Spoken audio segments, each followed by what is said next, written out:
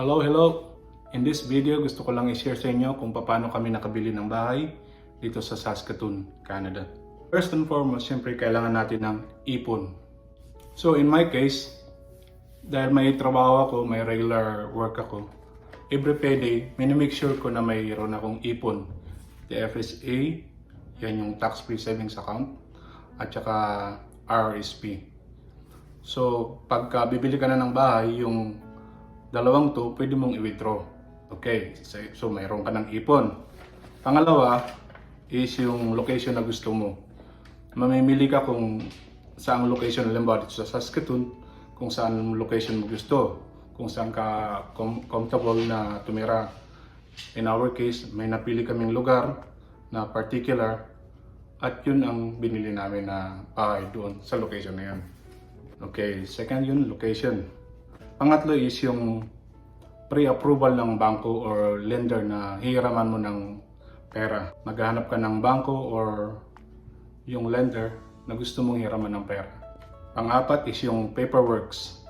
Pagka nag-apply ka sa lender or sa bangko, kailangan mong magpakita sa kanila ng mga documents na magsusupport na makakabayad ka sa uutangin mong pera. So kailangan mo siyempre ng employment records, kung magkano yung sinasahod mo, kung magkano yung income mo the previous years. Kailangan mo ng mga T4s na ipapakita sa bangko as proof na may trabaho ka at may income ka regularly. Ang lima is yung ino-notify ka ng lender mo or na bangko na hiniraman mo kung approve ka. Siyempre, kung deny ka, huwag kang mawala ng pag-asa. Pero kung approve, celebrate na, siyempre.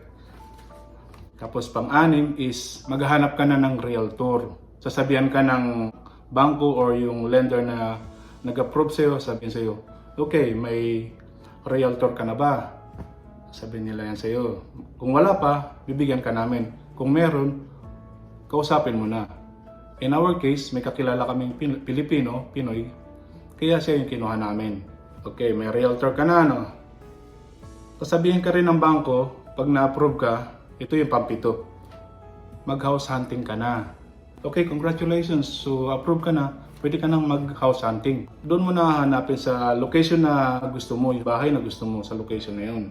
So, pag nakapili ka na ng bahay, di pupuntahan nyo na nung realtor mo.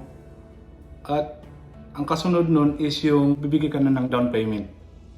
So, sabihin sa'yo ng realtor mo, okay, alam mo, sa case ko, Vic, mag-provide ka na ng pang down payment. Okay na yung bahay, nakausap ko na yung seller. So, okay na yun. Kapagbigay ka na. Ang pang-walo is yung inspection ng bahay. Magbabayad ka ulit dito, siyempre, walang libre. Magbabayad ka ng $500 to $600 dollars lang. I-inspect yung bahay mo na bibilhin mo. Titingnan kung ano yung mga palpak tulad ng may paparepair or kung wala naman, sasabihin niya sa'yo kung maayos yung bahay o kung hindi. Pero kung may mga ipapaayos at may mga hindi gumagana ng mga gamit sa bahay, sasabihin din sa'yo ng mag-i-inspect.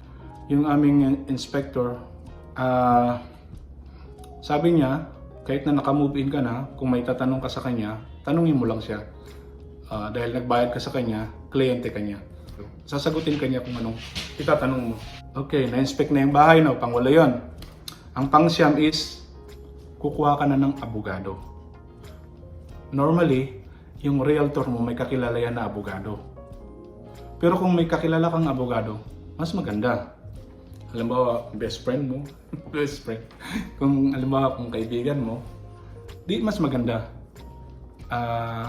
Ang lawyer's fee sa case namin is nasa $2,000 plus dollars.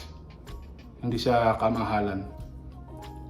So, pag nabayaran mo yun, asikasuhin lahat ng abogado mo yung lahat ng papeles mo.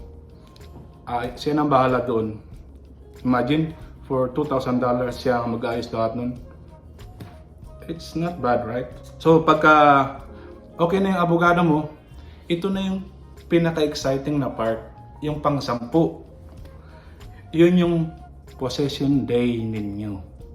Kapag ka mabilis ka makipag-usap sa realtor mo at yung realtor mo is very good like me, ang realtor namin is really good guy. Sa case namin, inabot kami ng a month and a half lang. So pagka okay na lahat, possession day, lipat na. Yun na ang pinaka-exciting na part. Siyempre, hindi ka na maungupahan, hindi ka na parang nabunutan ka na ng tinik. In my part, para akong nabunutan ng tinik kasi napakaganda pag may sarili kang bahay. Ibang-iba siya. So, yun lang. Na-share ko lang, especially sa mga newcomers. So, ano pang inaantay natin? Mag-ipon-ipon na para makabili ng bahay.